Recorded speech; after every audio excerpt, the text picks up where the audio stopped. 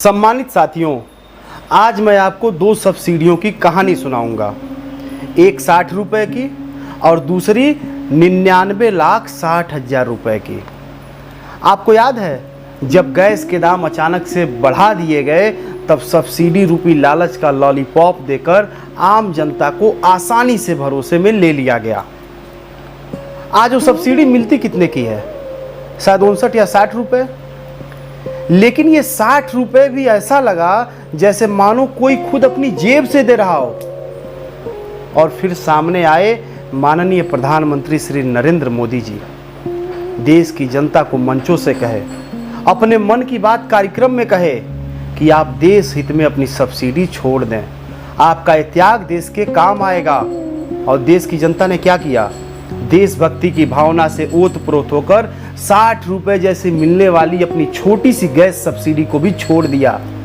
जनता ने कहा अगर देश का भला होगा तो हम अपने हिस्से का त्याग भी कर देंगे।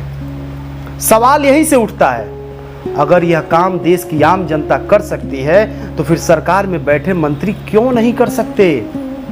कभी कोई मंत्री अपने पद का दुरुपयोग करके EWS कोटे से नौकरी को डकार लेता है तो कभी कोई मंत्री सब्सिडी लेने को आतुर रहता है। केंद्रीय कृषि राज्य मंत्री भगीरथ चौधरी जी अपने ही मंत्रालय से खीरे की खेती के लिए 99,60,000 रुपए की सब्सिडी ले लेते हैं। सवाल सब्सिडी का नहीं है, हो सकता है वो नियमानुसार ले लिए हो, लेकिन क्या मंत्री जी भी देश हित में अपनी सब्सिडी छोड़ नहीं सकते थे?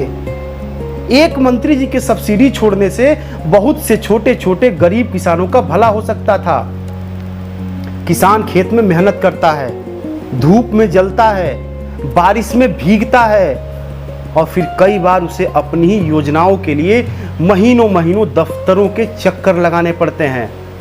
कहा जाता है कि कागज पूरे नहीं है, निरीक्षण बाकी है, बजट खत्म हो गया है, फाइल रुकी हुई है। और वहीं दूसरी तरफ कहीं कोई प्रक्रिया इतनी सहज क्यों लगती है कि सवाल उठने लगते हैं। बात केवल पैसे की नहीं है।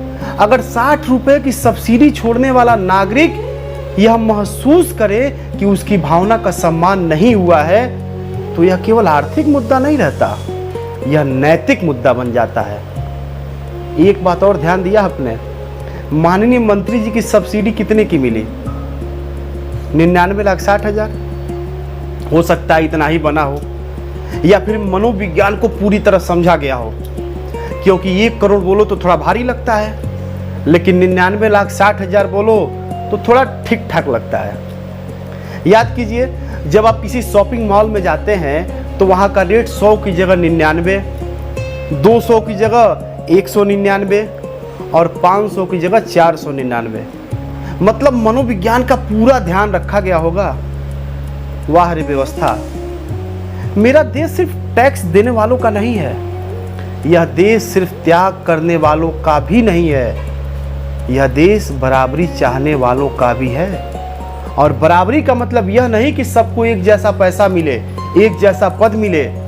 बराबरी का मतलब यह है कि सबको एक जैसी प्रशासनिक व्यवस्था मिले। आज देश का किसान यही पूछ रहा है, अगर मेरे लिए फाइल महीनों रुक सकती है तो किसी और के लिए इतनी जल्दी कैसे चल सकती है? यह सवाल गुस्से का नहीं है, यह सवाल हक का है। और लोकतंत्र में हक का सवाल हमेशा सबसे बड़ा सवाल होता है।